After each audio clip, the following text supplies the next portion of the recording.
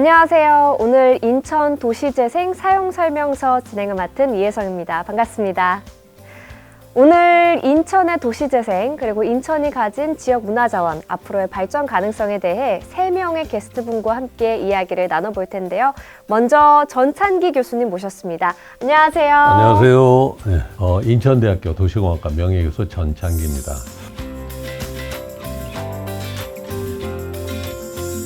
오늘 나와주셔서 감사합니다. 저도 오늘 처음 이렇게 촬영을 하러 왔는데 도시재생에 관해서 섭외 문의가 왔을 때 이 단어 자체가 좀 생소했어요. 네. 이 도시재생이라는 게 구체적으로 어떤 말인가요? 네.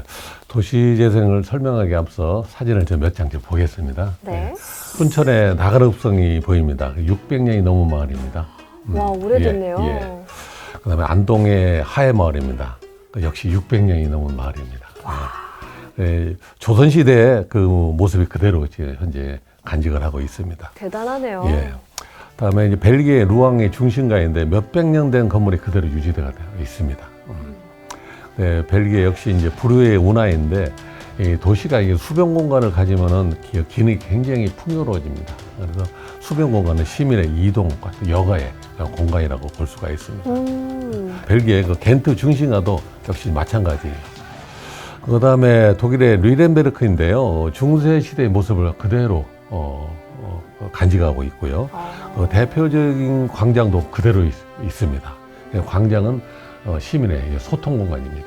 유럽은 광장이 진짜 잘 되더라고요. 예, 광장 문화가 아주 부럽습니다. 네. 예, 독일의 밤베르크도 그 옛날 사진이 있습니다만 옛날 모습을 그대로 유지하고 있습니다. 또 그 유명한 체코의 체스키 크롬노프 마을인데요. 700년 된 마을인데 한 폭의 그림 같지 않습니까? 동화 같아요. 예. 그다음에 오스트리아의 그 할슈타트 한국 사람이 많이 가는 유럽 최고의 관광지인데요.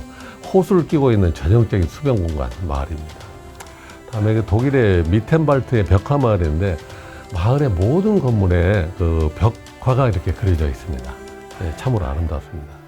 예. 이 정말 사진들이 한 장 한 장 다 아름답네요. 예, 맞습니다. 우리나라 사례도 있고 외국 사례도 이제 봤습니다만은 이렇게 몇백 년을 지나면서 이제 쇠퇴가 진행되었을 텐데 네. 이렇게 이제 오래된 도시가 지속적으로 이루어졌다는 건 얼마나 많은 노력이 필요하지 않았을까 뭐 그런 생각하는데 그 마지막 사진은 독일의 이제 보덴호수에 있는 등대 사진입니다. 왼쪽 등대가 옛날 등대고 오른쪽이 이제 좀 새로 만든 등대입니다. 그러니까 옛날 등대 같은 경우에 그 기능이 떨어졌다고 해서 철거하는 게 아니라 그대로 두고 새로운 등대를 같이 해가지고 신구가 조화를 이런 그런 모습이 되겠습니다. 정말 재미있는 변화네요.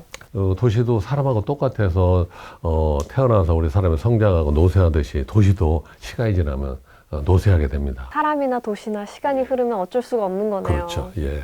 이게 도시가 이제 시간이 지나면서 쇠퇴하고 좀 낙후가 되니까 이게 힘을 잃게 되면 회복을 시켜야 되는데 기존 도시, 쇠퇴된 도시를 경제적, 사회적, 물리적, 환경적, 거기다 문화적 방법으로 활력을 불어넣는 것을 우리가 도시재생이라고 하고 있습니다. 네. 사람도 이제 아프면 병원에서 이제 치료를 받듯이 도시도 치료를 받아야 되는 거죠. 그래 도시에 대한 종사자들을 도시를 살리는 의료인이라고 우리가 보통 얘기를 하고 있습니다. 그 응급실에서 심폐소생 받듯이 도시를 살려내는 그렇습니다. 거네요. 예. 자, 근데 이 신도시나 네. 재개발이라는 말과 도시재생은 어떻게 다른가요? 네, 우리가 이제 신도시라고 하면은 뭐 나대지나 그 그린벨트 같은 데에다가 새로운 도시를 건설하는 거고 또 재개발 재건축은 기존의 아파트나 단독주택 단지를 헐고 전면 철거하고 새로 건설하는 것을 재개발 재건축이라고 합니다. 그래서 재개발 재건축도 도시재생에 속할 수도 있고 도시재생도 철거가 필요한 부분이 있습니다만 오늘은 재생 도시재생 차원에서만 설명을 좀 드리겠습니다. 도시재생은 기존에 있는 시설들을 그대로 두고 주민들이 그대로 살면서 역사적인 또 문화적인 생명력을 이어가고 그런 과정에서 재개발 재건축은 과거의 흔적 또 역사 이런 것들이 전부 멸실이 되고 원주민의 정착률이 많이 떨어지지 않습니까? 네. 예. 그래서 우리 도시재생은 도시에 대한 정체성을 또 그런 의미를 되찾는 그런 과정이라고 보면 되겠습니다. 그래서 도시가 존재하는 한 또 역사가 존재하는 한 도시재생은 영원히 지속될 겁니다. 네. 이 정체성을 계속 가져간다는 개념이 참 멋있는 것 같은데요. 그러면 수단은 어떤 걸 이용해서 치료해 갈 수 있을까요? 원래 모습을 최대한 살린 상태에서 복원하는 거는 참 어렵습니다. 그래서 우리 신도시 건설 같은 경우 전면 철거하는 재개발 재건축은 굉장히 쉬워요. 근데 이거는 있는 도시를 그대로 살려가면서 하려면 굉장히 어렵습니다. 그래서 재생은 주민들의 불편상을 이제 개선을 해줘야 됩니다. 그래서 휴식 공간이라든지 회의 공간이라든지 공동체 공간, 부엌 공간, 공유 주방, 또 사회적 협동조합, 또 공동 육아 시설 공간 뭐 이런 것들을 이제 만드는 주 드리고요. 또 이제 물리적으로도 마을에 이제 도로 개선, 또 주차장을 뭐 개선하거나 새로 만들어 드리거나, 또 집수리가 굉장히 인기가 있는데 집수리 지원 사업 이런 걸 또 하고, 상하수도 개선, 또 녹지공원 확보 이런 것도 해드리고 있습니다. 예. 주민 생활이 훨씬 편리해지겠는데요? 예, 그런 사업도 물리적인 사업도 하지만 역사 문화적인 면에서도 이제 재생 사업에 또 포함이 되고요.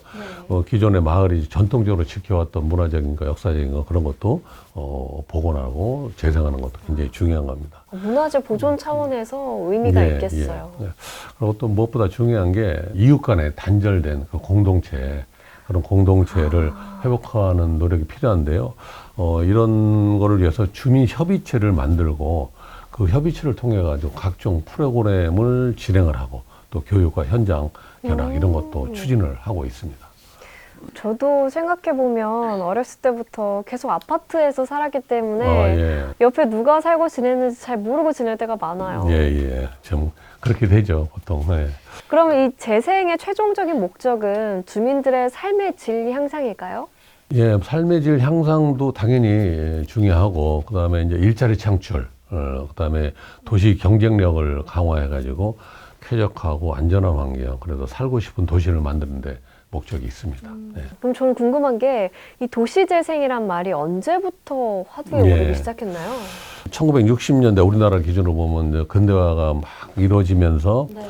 급속도로 발전하게 됐죠. 그때 이제 도시의 인구가 몰리다 보니까 주택이 많이 부족하게 되고, 그러다 보니까 주택을 지으면서 계획적이지 못하고 임기응변식으로 이렇게 많이 이제 하게 됐죠. 그러다 보니까 난개발이 되고 부실 시공이 되고, 그래서 도시가 굉장히 문제를 많이 내포를 하고 있었습니다. 네. 그런 문제를 1980년대부터 들어와서 기존의 아파트를 이제 재건축을 이제 들어가고, 또는 저층 주거지 그런 지역은 상수 도로 같은 게 굉장히 사인프라가 굉장히 부족하고, 또 사회적 범죄나 화재에 굉장히 취약하고, 그래서 전면 철거를 해서 아파트 단지를 만들고 뭐 그렇게 해왔죠. 근데 이렇게 개발이 되다 보면은 원래 살고 있던 사람들이 밖으로 내몰리는 경우도 생기잖아요. 예, 그러니까 이제 재개발 재건축을 하다 보니까 투기의 문제도 당연히 이제 뒤따라왔지만은, 작은 평수에 살던 원주민들이 재정착을 못하고, 또 세입자들이 다시 들어오지를 못하는 그런 문제가 아주 심각하게 발생을 했죠. 그래서 이런 둥지 내몰림 현상을 우리가 젠트리피케이션이라고 하는데, 원도심이 개발이 되면서 부자들이 들어와서 살아. 그러니까 다시 말해서 젠틀맨들이 들어와서 산다고 그래서 젠트리피케이션이라는 말이 생겼습니다. 기사에서 종종 봤는데 예. 거기서 유래된 네, 말이었군요. 맞습니다. 그래서 우리나라가 1990년 또 2000년대 들어와서 이제 그 도시재생을 본격적으로 도입을 해보자.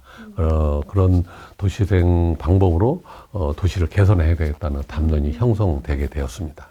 앞서서 교수님께서 유럽의 사례들을 많이 들어주셨는데 유럽에서는 도시재생이 먼저 시작이 된 거죠? 뭐 영국 같은 선진국들은 우리 뭐 나라보다 근대 국가 체계가 오래전부터 형성이 됐기 때문에 도시도 뭐 오래전부터 형성이 됐고요. 그래서 도시재생이 뭐 수백 년 전부터 이제 계속 됐다고 볼 수가 있습니다만은, 이 영국 같은 선진국은 1950, 60년대 그때부터 도시재생 담론이 만들어지기 시작했습니다. 그렇게 보면 도시재생이라는 거는 그 도시의 정체성을 되찾아가는 과정이다라고 보면 될까요? 예, 그렇습니다. 예.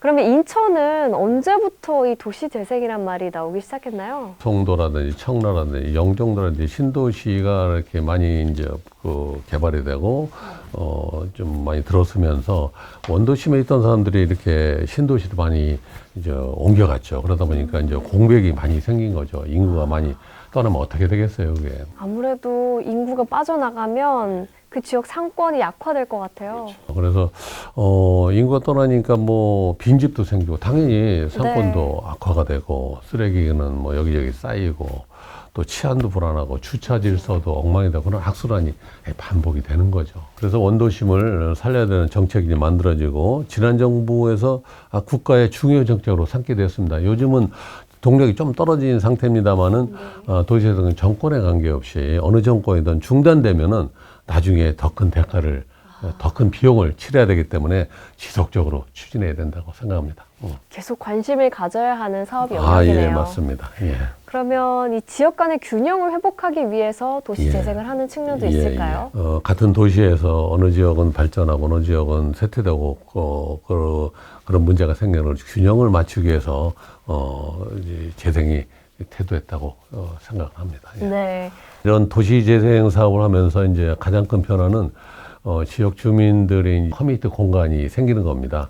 그리고 아까 말씀드렸듯이 또 이제 집수리 사업을 해서 주민들이 굉장히 환경이 좋아지는 인기가 있는 그런 사업들이 있습니다. 야, 집이 제일 중요하죠. 예, 그렇죠. 예. 끝으로 도시재생 사업의 성공을 위해서는 정부의 이제 강력한 추진력, 그다음 과감한 예산 투자, 주민들의 애양심, 또 협동심, 또 지도자의 그 리더십 이런 것들이 반드시 필요합니다. 예. 인천이 그 모든 원도심, 신도시가 같이 어울려 가지고 아주 살기 좋은 그런 도시가 되었으면 좋겠습니다. 말씀 주신 대로 신도시나 원도심 모든 지역이 다 같이 잘 사는 곳이 됐으면 좋겠습니다.